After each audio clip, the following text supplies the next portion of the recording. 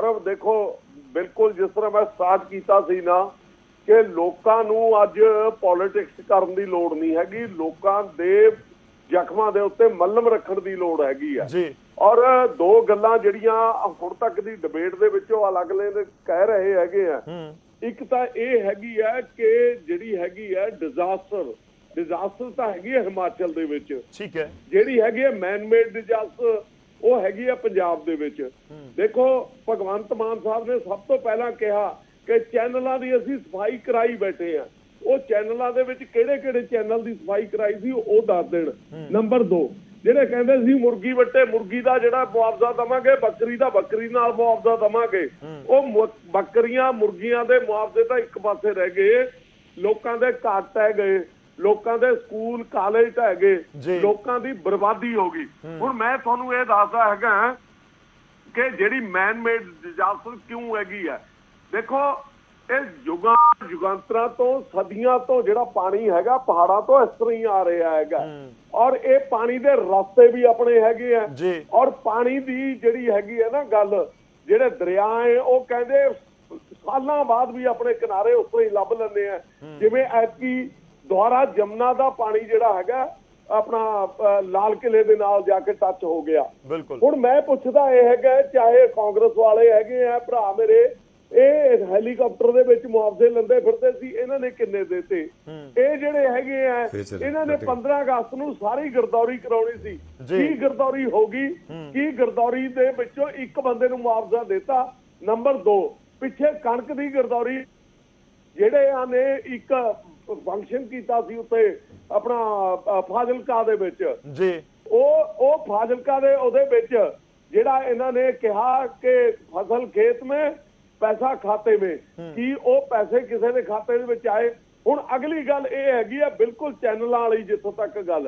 देखो गौरव, तुसी जिस जिले दे विच रहने आ उस दे विच एक चोआ है जिहड़ा फतेहगढ़ साहब तो निकलदा है, वो कांग्रेस दे MLA साहब ने जिहड़ा हैगा ਉਹਨੂੰ ਇੱਕ ਸੂਆ ਬਣਾਤਾ ਜੀ ਪੱਕਾ ਕਰਕੇ ਕਿ ਲੋਕ ਉਰੇ ਸੈਰ ਕਰਿਆ ਕਰਨਗੇ।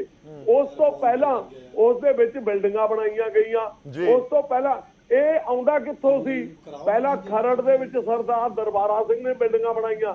ਦੇਖੋ ਦਰਿਆਵਾਂ ਦਾ ਇੱਕ ਲਾਅ ਹੈ ਜੀ ਕਿ ਜਿੰਨੀ ਦਰਿਆ ਦੀ ਧਰਤੀ ਹੈਗੀ ਹੈ ਉਸ ਦੇ ਉੱਤੇ ਕੰਸਟਰਕਸ਼ਨ ਨਹੀਂ ਹੋ ਸਕਦੀ, ਬੇਸ਼ੱਕ ਕਿਸੇ ਦੀ ਪਰਸਨਲ ਲੈਂਡ ਹੋਵੇ ਉਹਦੇ ਤੇ ਕੰਸਟਰਕਸ਼ਨ ਨਹੀਂ ਹੋ ਸਕਦੀ। ਪਰ ਤੁਸੀਂ ਮੈਨੂੰ ਦੱਸੋ ਕਿ ਜਦੋਂ ਵੇਰਕਾ ਪਲਾਂਟ ਦੇ ਨੇੜੇ ਜਾਂਦੇ ਆ ਮੋਹਾਲੀ ਦੇ ਵਿੱਚ, ਜਿਹੜਾ ਉਹ ਨਦੀ ਦਾ ਪੁਲ ਹੈ ਉਹਦੇ ਵਿੱਚ ਕੰਸਟਰਕਸ਼ਨ ਹੋਈ ਵੀ ਹੈ ਕਿ ਨਹੀਂ ਹੋਈ ਵੀ? ਆਪਣਾ ਖਰੜ ਨਦੀ ਦੇ ਵਿੱਚ ਹੋਈ ਵੀ ਹੈ ਜਾਂ ਨਹੀਂ ਹੋਈ ਵੀ?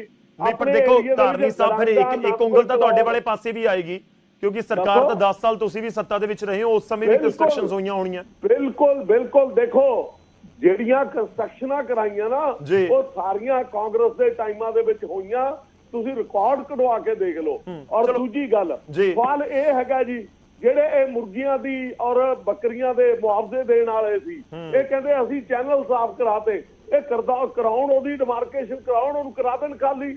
ਇਹਨਾਂ ਕੋਲ ਤਾਂ ਇਹ ਬਦਲਾਅ ਦੀ ਰਾਜਨੀਤੀ ਹੈ। 92 ਲੋਕਾਂ ਨੇ 92 ਬੰਦਿਆਂ ਨੂੰ ਜਿਹੜਾ ਹੈਗਾ ਉਹ ਦਿੱਤਾ ਹੈਗਾ। ਸੋ ਇਹ ਐਵੇਂ ਗੱਲਾਂ ਕਰਦੇ ਇਹਨਾਂ ਨੇ ਕਿਸੇ ਨੂੰ ਕੱਖ ਨਹੀਂ ਦੇਣਾ ਹੈਗਾ। ਜਿਹੜਾ ਆ ਗਲਤੀ ਕਰੀ ਹੈ ਚੰਨੀ ਸਾਹਿਬ, ਉਹਨਾਂ ਨੇ ਜਿਹੜਾ 200 ਸਮਥਿੰਗ ਕਰੋੜ ਜਿਹੜਾ ਹੈਗਾ ਰੁਪਈਆ ਦਿੱਤਾ, ਉਹ ਇਹਨਾਂ ਨੇ ਉਹ ਵੀ ਖਾ ਲੈਣਾ ਔਰ ਉਹ ਕੇਜਰੀਵਾਲ ਨੇ ਖਾ ਜਾਣਾ ਹੈਗਾ। ਇਹਨਾਂ ਤਰੀਕੇ ਚਲੋ ਆਪਾਂ ਜਵਾਬ ਲਈਏ, ਪਰ ਪਹਿਲਾਂ ਖੜਿਆਲ ਸਾਹਿਬ ਦਾ ਜਵਾਬ ਲਵਾਂਗਾ ਮੈਂ, ਉਸ ਤੋਂ ਬਾਅਦ ਚੰਨੀ ਦਾ ਰੁਕ ਕਰਨਾ। ਪਾਸੀ ਸਾਹਿਬ ਇਕੱਠੇ ਆਨਸਰ ਕਰਿਓ ਤੁਸੀਂ।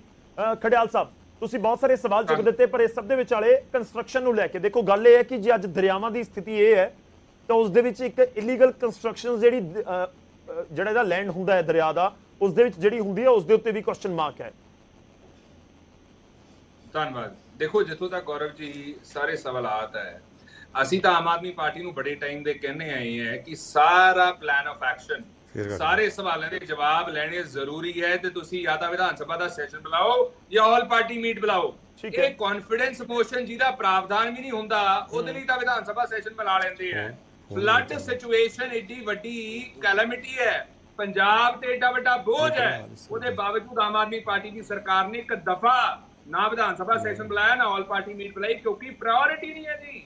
It's a case of misplaced priorities. Aam Aadmi Party ਇਹ ਚੀਜ਼ ਹੈ। ਦੂਜਾ ਤੁਸੀਂ ਇਹ ਦੇਖੋ ਗੌਰਵ ਜੀ ਕਿ ਆਮ ਆਦਮੀ ਪਾਰਟੀ ਦੀ ਸਰਕਾਰ ਨੇ ਆ ਜਿਹੜੀ ਸਵੀਪਿੰਗ ਸਟੇਟਮੈਂਟ ਦਿੱਤੀ ਹੈ ਨਾ ਕਿ ਸਾਨੂੰ ਭੀਖ ਦੀ ਲੋੜ ਨਹੀਂ ਇਸ ਸੈਂਟਰ ਤੋਂ। ਇਹ ਕਿਹਨੂੰ ਪੁੱਛ ਕੇ ਦਿੱਤੀ ਇਹਨਾਂ ਨੇ? ਜਿਹੜੇ ਲੋਕਾਂ ਦੇ ਘਰ ਉੱਜੜ ਗਏ, ਫਸਲਾਂ ਉੱਜੜ ਗਈਆਂ, ਬੱਚੇ ਉੱਜੜ ਗਏ, ਪਰਿਵਾਰ ਉੱਜੜ ਗਏ, ਤੁਸੀਂ ਉਹਨਾਂ ਨੂੰ ਇੱਕ ਦਫਾ ਪੁੱਛਣ ਦੀ ਕੋਸ਼ਿਸ਼ ਕੀਤੀ ਪਾਸੀ ਸਾਹਿਬ ਵੀ ਅਸੀਂ ਸੈਂਟਰ ਤੋਂ ਪੈਸਾ ਨਾ ਲਈਏ ਜੀ, ਜਿਹੜਾ ਸਾਡਾ ਹੱਕ ਹੈ ਅਸੀਂ ਛੱਡ ਦਈਏ ਜੀ, ਉਹਨੂੰ ਪੈਸਾ ਮਿਲਦਾ ਸੀਗਾ ਜੀ ਛੱਡ ਦਈਏ ਅਸੀਂ ਸਾਰਾ ਕੁਝ? ਉਹ ਲੋਕਾਂ ਨਾਲ ਕਿਸੇ ਦਿਨ ਵਾਰਤਾਲਾਪ ਕਰਕੇ ਦੇਖੋ, ਜਵਾਬ ਤੁਹਾਨੂੰ ਉਹ ਦੇਣਗੇ। ਕੀ ਗੱਲ, ਮੈਂ ਇਹਨਾਂ ਨੂੰ ਇਹ ਜਿਹੜਾ ਸਵਾਲ ਪੁੱਛਿਆ ਸੀ ਗੌਰਵ ਜੀ, ਤੀਜਾ ਸੈਗਮੈਂਟ ਸ਼ੁਰੂ ਹੋ ਗਿਆ, ਉਹਦੇ ਬਾਵਜੂਦ ਸਵਾਲ ਦਾ ਜਵਾਬ ਨਹੀਂ ਆਇਆ। ਵਾਟ ਅਬਾਊਟ ਰੀ? ਮੈਂ ਕਹਿੰਦਾ ਪਾਸੀ ਸਾਹਿਬ, ਡਿਬੇਟ 'ਚ ਨਾ ਜਿਹਦੀ ਸਰਕਾਰ ਹੋਵੇ ਉਹ ਜਵਾਬ ਦਿੰਦੀ ਹੈ, ਆਪੋਜੀਸ਼ਨ ਸਵਾਲ ਪੁੱਛਦੀ ਹੈ, ਸਰਕਾਰ ਸਵਾਲ ਨਹੀਂ ਕਰਦੀ, ਜਵਾਬ ਦਿੰਦੀ ਹੈ। ਤਾਂ ਜਵਾਬ ਦਿਓ ਇਸ ਚੀਜ਼ ਦਾ। ਪਹਿਲਾ, ਕੱਲ ਮੁਆਵਜ਼ਾ ਇਹਨਾਂ ਨੇ ਕਿਹਾ ਨਾ, ਕੱਲ ਅਸੀਂ ਮੁਆਵਜ਼ਾ ਦਿੱਤਾ ਹੈ 1 ਏਕੜ ਦਾ। ਗੌਰਵ ਜੀ ਨੋਟ ਕਰ ਲਓ, ਇਹਦਾ ਜਵਾਬ ਲਓ, ਇਹ ਗੁੰਮਰਾਹ ਕਰ ਰਹੇ ਹੈ। 1 ਏਕੜ ਦਾ ਕੱਲ ਕਿੰਨਾ ਮੁਆਵਜ਼ਾ ਦਿੱਤਾ ਤੇ ਕਦੋਂ ਤੱਕ ਸਾਰਾ ਮੁਆਵਜ਼ਾ ਮੁਕੰਮਲ ਕਰ ਦੇਣਗੇ, ਕਦੋਂ ਤੱਕ ਦੇ ਦੇਣਗੇ? ਦੂਜਾ, ਆਮ ਆਦਮੀ ਪਾਰਟੀ ਦੀ ਸਰਕਾਰ ਨਾ ਗੂੰਗੀ ਬੌਲੀ ਅੰਨੀ ਬਣੀ ਬੈਠੀ ਹੈ, ਤਾਂ ਕਰਕੇ ਸਾਨੂੰ ਧਰਨੇ ਲਾਉਣੇ ਪੈ ਰਹੇ ਹੈ ਵੱਖਰੇ ਵੱਖਰੇ ਜ਼ਿਲ੍ਹਿਆਂ ਦੇ ਵਿੱਚ। ਠੀਕ ਹੈ, ਚਲੋ ਜਵਾਬ ਲੈਣੇ ਆ ਸਰ, ਜਵਾਬ ਲੈਣੇ ਆ। ਤੁਹਾਡਾ ਪੁਆਇੰਟ ਆ ਗਿਆ। ਦੇਖੋ, ਤੁਸੀਂ ਫੋਕਸ ਮੁਆਵਜ਼ੇ ਦੇ ਉੱਤੇ ਬਹੁਤ ਕੀਤਾ ਹੈ, ਲਾਜ਼ਮੀ ਤੌਰ ਤੇ ਹੋਣਾ ਚਾਹੀਦਾ ਹੈ ਖੜਿਆਲ ਸਾਹਿਬ ਕਿ ਲੋਕਾਂ ਤੱਕ ਜਿਹੜੀ ਰਾਹਤ ਪਹੁੰਚ ਰਹੀ ਹੈ। ਹੁਣ ਸੈਂਟਰ ਵਾਲਾ ਪੈਸਾ ਹੋਵੇ ਜਾਂ ਸਟੇਟ ਵਾਲਾ ਪੈਸਾ ਹੋਵੇ, ਲੋਕਾਂ ਨੂੰ ਉਹਦੇ ਨਾਲ ਜ਼ਿਆਦਾ ਕੋਈ ਮਤਲਬ ਨਹੀਂ ਹੋਏਗਾ। ਜਿਨ੍ਹਾਂ ਦੇ ਕੋਲ, ਜਿਨ੍ਹਾਂ ਦੇ ਖਾਤਿਆਂ ਦੇ ਵਿੱਚ ਜੇ ਪੈਸੇ ਪਹੁੰਚਦੇ ਨੇ, ਮੈਂ ਪਾਸੀ ਸਾਹਿਬ ਜਵਾਬ ਦਿਓ, ਪਰ ਚੰਨੀ ਜੀ ਬਹੁਤ ਦੇਰ ਦੇ ਇੰਤਜ਼ਾਰ ਕਰ ਰਹੇ ਨੇ। ਚੰਨੀ ਜੀ, ਇੱਕ ਤਾਂ ਤੁਹਾਡੀ ਸਟੇਟਮੈਂਟ ਜ਼ਰੂਰ, ਕਿਉਂਕਿ ਇੱਕ ਪਾਣੀਆਂ ਨੂੰ ਲੈ ਕੇ ਗੱਲ ਹੋਈ ਕਿ ਪਾਣੀ ਤਾਂ ਆ ਰਿਹਾ ਹੈ, ਹੁਣ ਉਹ ਕਿੱਥੋਂ ਆ ਰਿਹਾ ਉਸ ਨੂੰ ਲੈ ਕੇ ਬਵਾਲ ਸੀ। ਦੂਜੀ ਗੱਲ ਕਿ ਵਾਕਈ ਇਹ ਪੂਰਾ ਸਿਸਟਮ ਇੱਕ ਤਰੀਕੇ ਦਾ ਇਸ ਤਰੀਕੇ ਦਾ ਹੋ ਚੱਲਿਆ ਹੈ ਕਿ ਸਾਨੂੰ ਉਸ ਪੂਰੇ ਉੱਤੇ ਹੀ ਧਿਆਨ ਦੇਣਾ ਪਏਗਾ ਕਿ ਕਿੱਥੇ ਜਾ ਕੇ ਦਰਿਆਵਾਂ ਦੇ ਵਿੱਚ ਕੰਸਟਰਕਸ਼ਨ ਹੋ ਗਈ, ਦਰਿਆਵਾਂ ਦੇ ਵਿਚਾਲੇ ਕਿਹਨੇ ਜਾ ਕੇ ਕਬਜ਼ਾ ਕਰ ਲਿਆ, ਤੇ ਇਸ ਵਿਚਾਲੇ ਜਿਹੜੀ ਸੈਂਟਰ ਤੋਂ ਮਦਦ ਦਾ ਜ਼ਿਕਰ ਹੋ ਰਿਹਾ ਹੈ।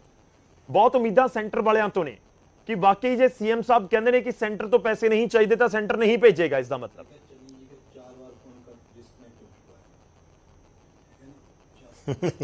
ਇਹ ਤਾਂ ਬੜੀ ਹਾਸੇ ਦੀ ਗੱਲ ਹੈ। ਸੈਂਟਰ ਨੇ ਭਗਵੰਤ ਮਾਨ ਜੀ ਨੂੰ ਪੈਸੇ ਨਹੀਂ ਭੇਜਣੇ, ਨਾ ਆਪ ਸਰਕਾਰ ਨੂੰ ਭੇਜਣੇ ਆ।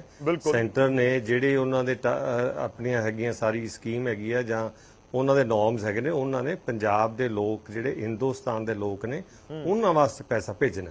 ਇਹਦੇ ਕੋਈ ਦੋ ਰਾਵਾਂ ਨਹੀਂ ਹੈਗੀਆਂ, ਔਰ ਪੈਸੇ ਆਣਗੇ ਚਾਹੇ ਵਰਤਨ ਚਾਹੇ ਨਾ ਵਰਤਨ, ਕਿਉਂਕਿ ਪਰ ਅਸੀਂ ਪੰਜਾਬ ਸਰਕਾਰ ਨੂੰ ਬਾਈਪਾਸ ਨਹੀਂ ਕਰ ਸਕਦੇ ਪੈਸੇ ਵੰਡਣ ਵਾਸਤੇ। ਪਰ ਮੈਂ ਹੈਰਾਨ ਹੈ ਇਸ ਗੱਲ ਤੋਂ ਕਿ ਜਿਹੜੇ ਪੈਸੇ ਆਏ ਆ, ਤੁਸੀਂ ਉਹ ਵੀ ਅਜੇ ਤਾਈਂ ਅੱਧੇ ਵੀ ਪੈਸੇ ਨਹੀਂ ਵੰਡੇ। ਉਹ ਕਾਹਦੇ ਵਾਸਤੇ ਰੱਖੇ ਹੋਏ ਨੇ? ਜੇ ਤੁਹਾਡੇ ਕੋਲ ਆਪਦੇ ਪੈਸੇ ਸਗੋਂ ਤੁਸੀਂ ਉਹ ਵੀ ਦੋ, ਜਿਹੜੇ ਕਹਿੰਦੇ ਸਾਨੂੰ ਲੋੜ ਨਹੀਂ ਹੈਗੀ। ਅਸੀਂ ਕਹਿੰਦੇ ਸਾਡੇ ਨੌ ਮੁਤਾਬਕ। ਹੁਣ ਇੱਕ ਹੋਰ ਹੈ, ਇਹਨਾਂ ਨੇ ਸੈਂਟਰ ਗਵਰਨਮੈਂਟ ਨੂੰ ਦੁਬਾਰਾ ਲਿਖਿਆ ਕਿ ਅਸੀਂ ਜੀ ਜਿਵੇਂ 4 ਲੱਖ ਹੈ ਇੱਕ ਬੰਦੇ ਦੀ ਜਿਹਦੀ ਜਾਨ ਜਾਂਦੀ ਹੈ, ਅਸੀਂ ਉਹਦਾ 8 ਦੇਣਾ ਜਾਂ ਹੋਰ ਦੇਣਾ। ਉਹ ਵੀ ਇਹਨਾਂ ਨੇ ਪਹਿਲਾਂ ਤੁਸੀਂ 4-4 ਲੱਖ ਤਾਂ ਦੇ ਦਿਓ, ਮੁੜ ਕੇ ਜਦੋਂ ਉਹ ਇੱਥੋਂ ਰਿਵਾਈਜ਼ ਹੋ ਜਾਏਗਾ, ਜੇ ਹੋਏਗਾ ਤਾਂ, ਤੇ ਉਹ ਫਿਰ ਤੁਸੀਂ 4-4 ਹੋਰ ਦੇ ਦਿਓ। ਮਤਲਬ ਇਹ ਤਾਂ ਬਿਲਕੁਲ ਇਹ ਵੇਟ ਕਰ ਰਹੇ ਆ ਵੀ ਜਦੋਂ ਸਾਰਾ ਸਿਆਲ ਆ ਜਾਣਗੇ ਉਦੋਂ ਤੱਕ ਗਰਦੌਰੀ ਹੋਊਗੀ, ਫਿਰ ਅਸੀਂ ਦੇਖਾਂਗੇ ਕਿ ਇਹਦਾ ਕੀ ਦੇਣਾ ਹੈਗਾ।